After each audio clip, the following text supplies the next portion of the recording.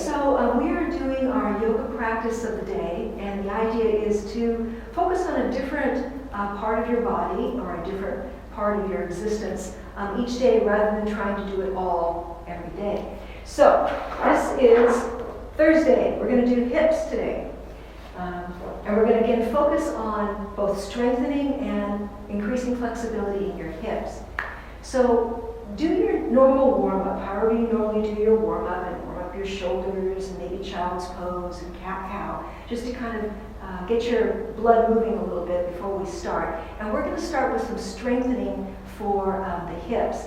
When I talk about the hips, it's not just about this lower back, but it's going to include your thighs, your adductors, your abductors a little bit, the hamstrings. It all kind of works together, and so we're going to focus on all of that. We're going to start with toe dips, which are clever little things. And what you're going to need a block or even a pillow would work just fine. And we're going to lie down, and you're going to put the block or the pillow between your thighs. Just like that. And you're going to give the block or the pillow a squeeze. That's going to activate your adductors. We're going to bring the knees in over your chest to start. And what I'm going to do is I'm going to push the knees out so they're directly over my hips. My shins are parallel to the floor. And already you can begin to feel the strength happening in your lower abdominals as you're holding this block in place. A toe dip, we're just going to keep this configuration in your legs. I'm going to lower my thighs until my toes touch, and then pull it back up to where it started. So notice it's not this. I'm not dropping my knees, right? I'm not doing this. I'm keeping this squared, and then just lowering it down to the ground, and then bringing it back up. The whole time squeezing your block or your pillow. Start with maybe 8 of these. And as it goes, keep an awareness in your lower belly. If you start to feel that your belly is rising up when you're doing this, it means either it's not strong enough or it's getting tired, a little weak, in which case back off and give it a rest. So, say we've done about 8 of these. I'm going to go ahead, put my feet down, set the block aside, and then I'm just going to allow those knees to drop to the side into a reclining Baddha Konasana. Again, to stretch those muscles that we just worked out here. Right? So strengthening through your hips. Bring your knees back together and bring them in over your chest. Give them a nice squeeze. That'll get a good stretch in your lower back. Okay. And then hanging onto the back of those knees, we're going to roll up. I'm going to set my block aside just for a moment and figure out horse and eagle. Okay, so strength. Horse pose. Sometimes called goddess pose, depending on what you do with your arms. You're going to walk your feet apart, a little wider than your hips, and you're going to turn your toes out a little bit. So everyone is built differently, and the way that your thigh bone sets in your hip is unique to you. For some of us, those thigh bones get really turned out. For others of us, not so much. So find a way to have the toes turn out just slightly so that it feels comfortable. We're going to bend the knees and place your hands on your hips and just bend your knees like this. We're going to endeavor to try and keep the knees over your feet as best you can. As opposed to say this, we're going to try and keep this open. Holding this pose here, we're going to go up and down a few times as if you were riding a horse. Right? That's the whole idea. We're going to start with 10. And that's 10 up, 10 down. Not 1, 2, 3, 4. We're just going to keep going. And hold that there. After a while, you're going to start to feel your thighs strengthen. Get a little work here on the adductors and the glutes in the back to stay nice and tall. Good. When you've completed 10, you're going to straighten your legs, turn your toes to the front, and just come into a forward bend. Oh, there's my hip. So you can stay at halfway, or you can roll all the way down and just release and get a nice stretch there. And then gently roll back up. So that's horse pose. Do that several times until you feel like a little bit of fatigue in your thighs. Another strengthening pose for your hips would be eagle. And that means doing the eagle on the bottom half. We'll just focus on the bottom half right now to start, and then we'll add the arms. Eagle kind of begins like chair pose. So I'm going to put my hands on my hips, and you're just going to bend your knees. Okay, just like that. You take one thigh over the top of the other thigh. If you want, you can put a toe down to help with your balance. You can put a foot on the block. But the full pose is to take this foot and wrap it around your standing ankle so that, I can do this, so that you're standing on one foot. Your knee is pointed directly ahead. A lot of strength going into the standing legs. If you were going to add the arms, the standing side arm comes forward, the wrapping side wraps around, and there's eagle pose.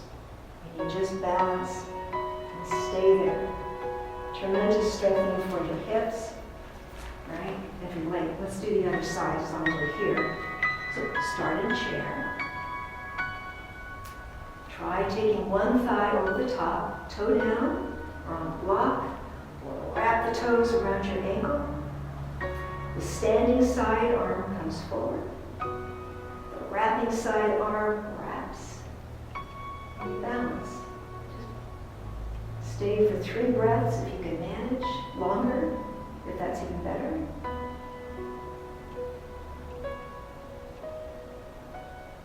And then let go. Good.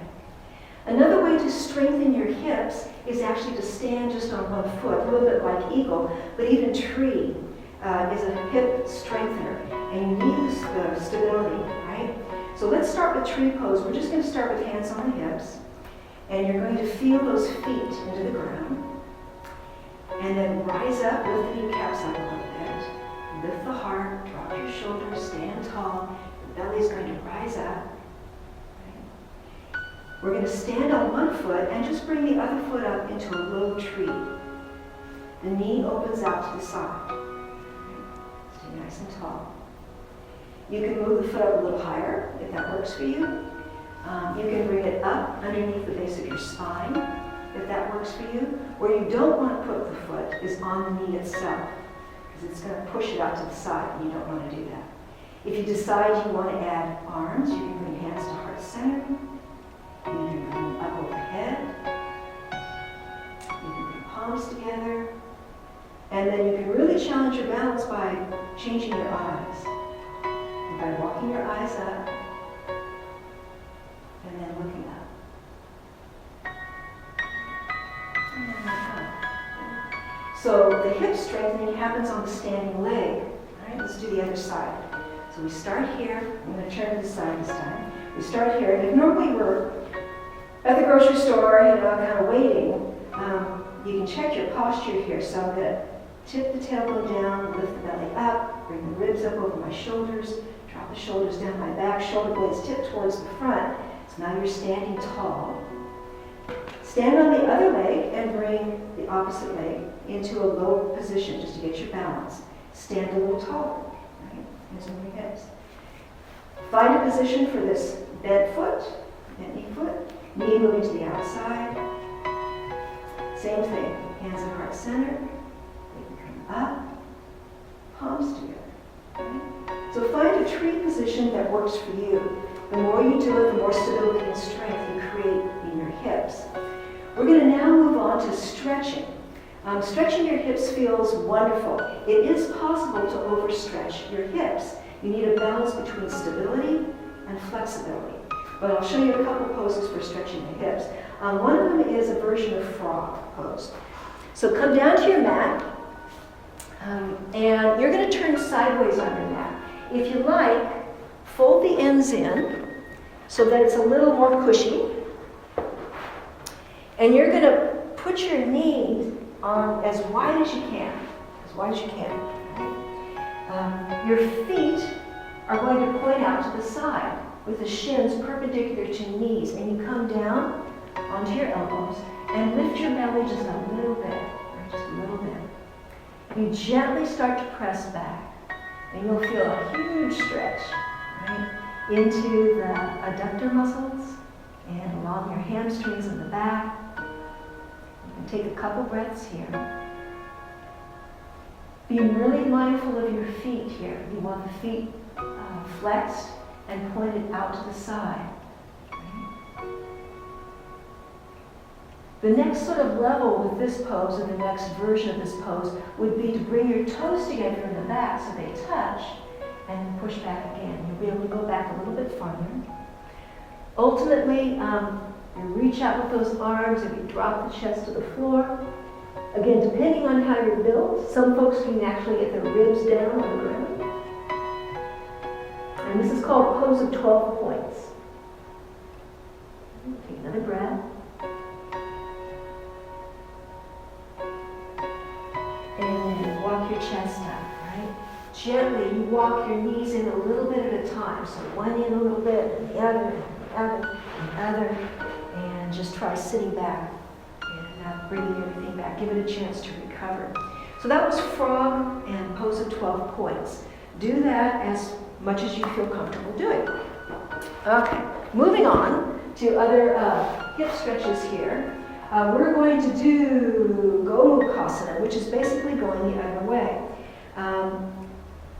So if this kind of a bent thing with your knee doesn't work well, then skip this part, just don't do it. But I'm going to show you a way to come into Gomukhasana if it works for your knees. Right? So, in hands and knees, I'm going to take one knee and bring it back behind the other one. I'm going to separate my feet so it looks like I have a mermaid tail. And then I'm going to roll back and sit. For some of us, sitting on a block feels much, much better. Right? The heels are going to come up alongside your thighs. We're going to stretch the IT bands on the outside of your thighs, which again gets this range of motion in your hips. Right? So depending on what you're comfortable with, it comes here. If you like, you can't just be in seated cross-legged. If you're doing seated cross-legged, which is this, put an elbow on each knee, bring your palms together, and just rest your forehead against your thumbs. If you are in Gomukhasana, you're going to bring the forearms together, put them on the knee, and then rest your forehead here, and just breathe for a moment.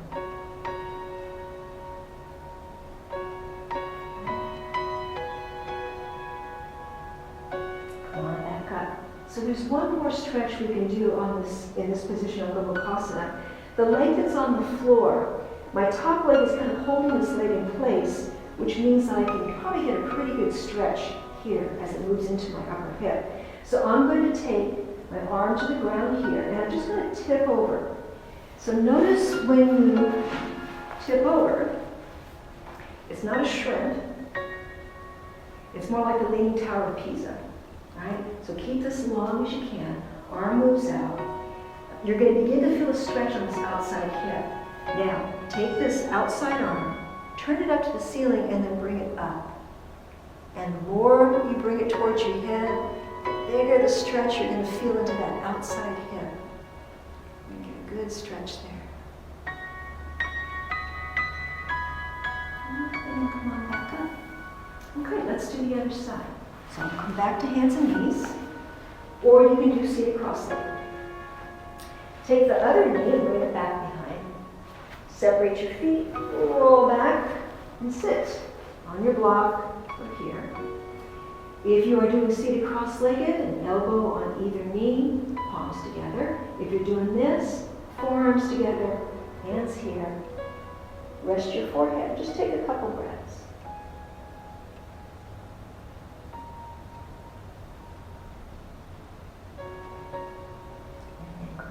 Up. We're going to do that side stretch. So we're going to stretch the hip that's closest to the ground. I'm going to go ahead and bring the opposite arm to the floor and then just tip over. Right? Keep your body long. Extend that outside arm, turn it up to the ceiling, and bring it up and stretch at that outside hip. And then come on back up. Okay. The classic hip stretch pose is Pigeon, Ekapada Raja, Kapotasana prep. We do it as a prep, as opposed to the full pose. If you have difficulty getting a full bend in your knee, then there's a reclining version, which I'll show after this one. But I'm just going to show you Pigeon in general. So we're going to come into downward dog. And I'm going to bring my block forward here a little bit. Okay. I'm going to bring the knee in towards my chest and come forward through plank. I'm going to take this knee towards the wrist on that side. So towards the wrist. And then I'm going to bring that leg to the ground and slide my long leg back a little bit. Okay. Now, the first time I did this pose, I hated it. It was really hard and really uncomfortable. So there's a couple options here. Sometimes when we start, our heel is going to be closer under the thigh, maybe something more like this, if that's comfortable for here. But where we're going with it is this leg is going to rotate so that your shin is facing the parallel edge of the front of your mat. We come down to stretch. Now, the secret to this pose is to keep your hips parallel to the ground as opposed to rolling over on your hip and doing kind of like a Playboy pose. Not that I have any knowledge of that whatsoever, but we're going to try and keep the hips level to the ground. Sometimes it helps to put a block here because it helps keep your alignment correct. This is a great stretch for your piriformis muscle, which is buried deep in your hips, and it's a difficult muscle to stretch. It's pretty cool. Gradually over time, we incorporate a back bend into this. So the chest comes up, and then there's a whole bunch of stuff that we can do here, coming into full pigeon pose. Okay. To get out of this, you're going to move your support, tuck your back toe, and then slide back to downward dog. Okay, let's do the other side. So bring the knee in, it comes to the wrist, leg comes down, find a position that works for your hip here. And then rest, keeping your hips parallel to the ground. A couple breaths. Enjoy the stretch. A lot of people find this very, very relaxing and releasing. It releases a lot of tension. It is possible to overdo it though. To have so much flexibility in your hips here that actually you lose stability in your hips, so you want a nice balance between the two. And then I'm going to come back up. In this case, I'm going to show you the reclining version. Okay, so we're going to bring my legs around the front, and lie down. If you have hip replacement, you have knee replacement, or you just have difficulty getting a bend in this knee here, then this is the way to go for you. You're going to take an ankle, the ankle bone, and you're going to put it in the middle of your bent knee here. And you're going to start just by gently pressing this knee away from you so that you get a little bit of rotation in this hip without the stress of gravity and that kind of thing on it. Okay? So if this works for you and you feel like you're getting a nice little stretch here, then you're good. If you want to go a little further, we bring the bent knee in towards the chest, thread an arm between your thighs, hold either the back of the thigh or the front of your shin. Right? You want your shoulders on the floor, you want your tailbone down. Right? If you start to find that you're sitting up a little bit or your tailbone's lifting up off the floor, then you've gone too far. So hold on here. You can even use a strap here if you like. If you've been doing yoga for a while and you're pretty flexible in your hamstrings, you can straighten this leg and then start to bring that in towards you as well. Okay. And then we're going to let go. All right, let's do the other side so you have a sense of what that feels like. Ankle bone in the middle of your knee, flex this foot. When the foot's flexed, it helps to prevent this knee from twisting at all. All right? We're going to give it just a little stretch, a little push. And if that works on this side, you're good. Right? Or bring the knee in towards your chest, thread your arms. Sometimes this is called thread the needle pose too. I've heard it called that. I just call it a reclining pigeon pose. Or straight leg and bring it in. Good. And then gently let go. All right. Knees come into your chest, give a nice squeeze. Pull back up. So, that's your Thursday, both strengthening and stretching your hips.